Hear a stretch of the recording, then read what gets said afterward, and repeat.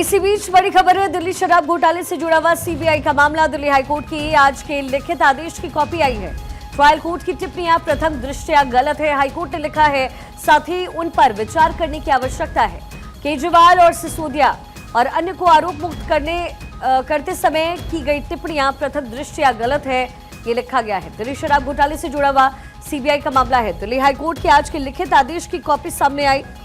Trial court की टिप्पणियां प्रथम दृष्टया गलत, साथ ही उन पर विचार करने की आवश्यकता है, ये लिखा गया। केजरीवाल, सिसोदिया और अन्य को आरोप मुक्त करते समय की गई टिप्पणियां प्रथम दृष्टया गलत है। लीगल एडिटर सुमित इस समय हमारे साथ जुड़े हुए हैं। सुमित, क्या मायने है इसके, क्या मतलब है और कोर्ट की तरफ से क्या कुछ कहा गया है? देखिए शिखा, आज करीब सुबह में सुनवाई हुई थी और दिल्ली हाई कोर्ट ने कहा था कि हम शाम तक आदेश जो है, विस्तृत आदेश जो है वो जारी करेंगे।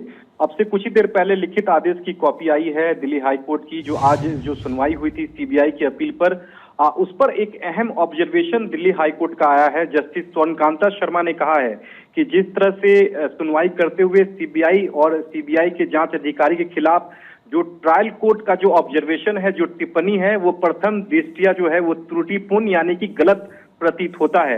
यही वजह है कि इस पूरे मामले में कोर्ट ने ट्रायल कोर्ट के एक हिस्से के आदेश के एक हिस्से पर रोक लगाई है, जिसमें ट्रायल कोर्ट ने आदेश दिया था कि सीबीआई के जो जांच अधिकारी है उनके खिलाफ विभागीय जांच जो है वो की जाए।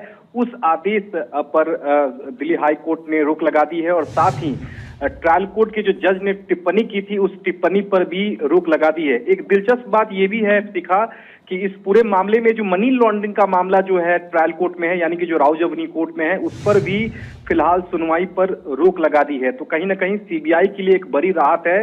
वहीं दूसरी तरफ केजरीवाल, सिसोदिया के लिए झटका माना जा सकता है, क्योंकि मनी लॉन्ड्रिंग मामले में अगर सुनवाई होती तो ईडी केस में भी आरोप मुक्त हो सकते थे। लेकिन अब दिल्ली हाई कोर्ट चूंकि इस पूरे मामले की सुनवाई कर रहा है, तो हाई कोर्ट ने कहा है कि मनी लॉन्ड्रिंग मामले की सुनवाई तब तक ना की जाए जब तक हम इस मामले में फैसला नहीं ले लेते हैं।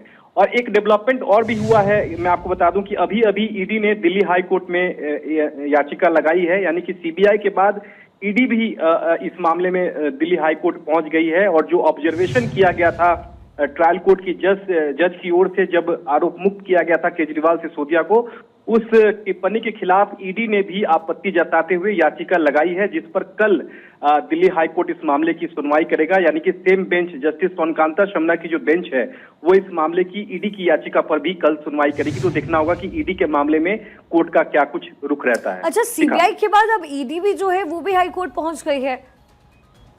बिल्कुल, देखिए जो केस का आधार था वही ट्रायल कोर्ट ने खारिज कर दिया था, क्योंकि सीबीआई की एफआईआर पर ही मनी लॉन्ड्रिंग का मामला ईडी ने दर्ज किया था। ऐसे में जब सीबीआई केस में केजरीवाल समेत 23 आरोपी आरोप मुक्त हो गए हैं, तो निश्चित तौर पर मनी लॉन्ड्रिंग मामले में यानी कि ईडी मामले में भी ट्रायल कोर्ट जो है वो सभी आरोपियों को आरोप मुक्त कर देता।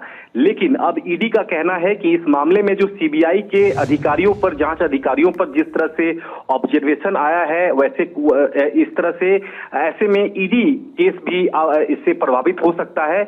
यही वजह है कि टिप्पणी पर आपत्ति जताते हुए ईडी ने भी दिल्ली हाई कोर्ट का दरवाजा खटखटाया है।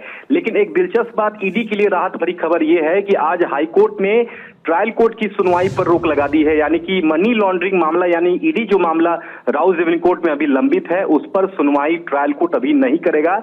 यानी कि केजरीवाल समेत सिसोदिया, बाकी जो 23 आरोपी हैं, उन्हें अभी इस मामले में जो है वो राहत नहीं मिलेगी, क्योंकि इस मामले में ट्रायल कोर्ट के सुनवाई पर रोक लगा दी है। और हाई कोर्ट ने कहा है कि जब तक हम इस पूरे मामले में सुनवाई नहीं कर लेते हैं, तब तक मनी लॉन्ड्रिंग मामले में आरोप तय करने की जो प्रक्रिया है उस पर स्टे रहेगा। यानी कि अभी आरोप तय नहीं हो पाएगा, क्योंकि सीबीआई केस में आरोप मुक्त हो चुके हैं सभी आरोपी, तो निश्चित तौर पर मनी लॉन्ड्रिंग का मामला बनता ही नहीं है। तो ऐसे में अब हाईकोर्ट ने कहा है कि जो ट्रायल कोर्ट के जो जज ने टिप्पणी की है कि इस पूरे मामले में जो है वो जो ऑब्जर्वेशन जो आया है और जांच अधिकारी के खिलाफ विभागीय जांच का जो आदेश आया है वो आदेश त्रुटिपूर्ण प्रथम दृष्टया लगता है। ऐसे में ऐसे मामले पर दिल्ली हाई कोर्ट को विस्तार से विचार करने की जरूरत है। क्योंकि अब ये पूरा मामला दिल्ली हाई कोर्ट में आ गया है, तो दिल्ली हाई कोर्ट जब तक अपना अंतिम फैसला नहीं दे देता है तब तक ट्रायल कोर्ट किसी भी नतीजे में, खासकर मनी लॉन्ड्रिंग मामले में नहीं पहुंचेगा। सिका तो एक बड़ा डेवलपमेंट दिल्ली हाई कोर्ट में इस मामले के आने के बाद देखने को मिल रहा है। सिका, अच्छा सुमित, अभी क्या विकल्प है सीबीआई के पास? और देखिए, सीबीआई को बड़ी राहत है। आज अगर सुनवाई की अगर हम बात करें तो दो राहत मिली है आज सीबीआई को। पहली राहत ये है कि इस पूरे मामले में जो सीबीआई के जांच अधिकारी के खिलाफ विभागीय जांच का जो आदेश दिया गया था ट्रायल कोर्ट की ओर से, उस आदेश पर हाई कोर्ट ने रोक लगा दी है। दूसरा ये कि जो भी टिप्पणी की गई थी सीबीआई पर ट्रायल कोर्ट की जज की ओर से, उस टिप्पणी पर भी रोक लगा दी है। और दूसरी तरफ ईडी को भी राहत मिली है। ईडी के मामले में ट्रायल कोर्ट किसी तरह की सुनवाई फिलहाल नहीं कर सकेगा, क्योंकि हाईकोर्ट में चूंकि यह पूरा मामला चला गया है। ऐसे में हाईकोर्ट ने कहा है अपने आदेश में कि जब तक हम इस मामले की सुनवाई नहीं कर लेते हैं तब तक मनी लॉन्ड्रिंग मामले में ट्रायल कोर्ट आगे नहीं बढ़ेगा। तो ऐसे में ईडी के लिए एक राहत है और सीबीआई के लिए राहत तो है ही, क्योंकि उनके जांच अधिकारी के खिलाफ जो विभागीय जांच का जो आदेश था उस पर फिलहाल हाई कोर्ट ने रोक लगा दी है, टिप्पणी पर भी रोक लगा दी है। क्योंकि अब पूरा मामला दिल्ली हाई कोर्ट में है, तो दिल्ली हाई कोर्ट के फैसले के बाद ही ट्रायल कोर्ट किस नतीजे पर पहुंचे वो हाई कोर्ट ही डिसाइड करेगा। तो अब ईडी की जो याचिका है उस पर कल सुनवाई होगी, जो कि सीबीआई के कॉन्टेस्ट में जो ट्रायल कोर्ट के जज ने ऑब्जर्वेशन किया था, तो ईडी को भी इस बात से आपत्ति है, क्योंकि सीबीआई के एफआईआर पर ही पूरा मनी लॉन्ड्रिंग का जो केस है वो बेस्ड है। ऐसे में ईडी भी इस टिप्पणी को लेकर आपत्ति जताते हुए दिल्ली हाई कोर्ट का दरवाजा खटखटाया है। हमारे पॉलिटिकल एडिटर अदिति रागर भी इस समय कनेक्टेड है। सुमित, आप भी बने रहिएगा। अदिति, इसका क्या पॉलिटिकल इफेक्ट होता हुआ आगे आपको नजर आता है? क्योंकि जिस तरीके से कोर्ट की तरफ से ये टिप्पणी की गई है, उसके बाद लीगली कैसे आगे बढ़ सकती है सीबीआई, ईडीआई, ये तो सुमित बता ही रहे हैं, लेकिन पॉलिटिकल इफेक्ट इसका कहीं ना कहीं दिल्ली में जरूर नजर आएगा। देखिए, जाहिर तौर पे इस पे राजनीति होती नजर आ रही है, लेकिन दिल्ली हाई कोर्ट ने अपने आदेश में यह कहा कि ट्रायल कोर्ट की टिप्पणी प्रथम दृष्टया गलत है। तो जाहिर तौर पे इसके बाद तमाम बातें निकल कर आती है। साथ ही उन पर विचार करने की आवश्यकता है, ये कहा गया। केजरीवाल, सिसोदिया और अन्य को आरोप मुक्त करते समय की गई टिप्पणियां प्रथम दृष्टया गलत है, यानी कि इस पर रीथिंक करने की जरूरत है। ये बात हाईकोर्ट की तरफ से कही गई है। अब दिल्ली शराब मामले में सीबीआई के बाद ईडी भी पहुंची दिल्ली हाई कोर्ट, और ईडी ने भी दिल्ली हाई कोर्ट में दायर याचिका दायर की, और याचिका पर दिल्ली हाई कोर्ट करेगा सुनवाई, ये भी अब जल्द बात आएगी सामने। जस्टिस स्वर्ण कांता शर्मा ने की बेंच करेगी सुनवाई। अब देखिए, याचिका में केजरीवाल और अन्य जो आरोप मुक्त जो लोग थे करते समय जो निचली अदालत थी उसकी कुछ टिप्पणियों को हटाने की मांग भी की गई है। ईडी का कहना है कि टिप्पणी मनमानी भरी और अनुचित मानी गई है। तो जाहिर तौर पर एक बड़ा मुद्दा निकल कर आ रहा है। आपको याद होगा केजरीवाल स्क्रीन पर रोते नजर आए थे और कहा था कि केजरीवाल भ्रष्ट नहीं है। शराब घोटाले में लंबे समय ट्रायल हुआ, तमाम चीजें हुई, लेकिन जो निचली अदालत थी उसने कहा कि सब आरोप मुक्त बताए गए थे। लेकिन अब दिल्ली हाईकोर्ट का ये मानना था कि उनको दोनों ही पक्षों को सुनना होगा, दोनों तरफ देखना होगा, और उसके बाद ये राजनीति तेज हो गई।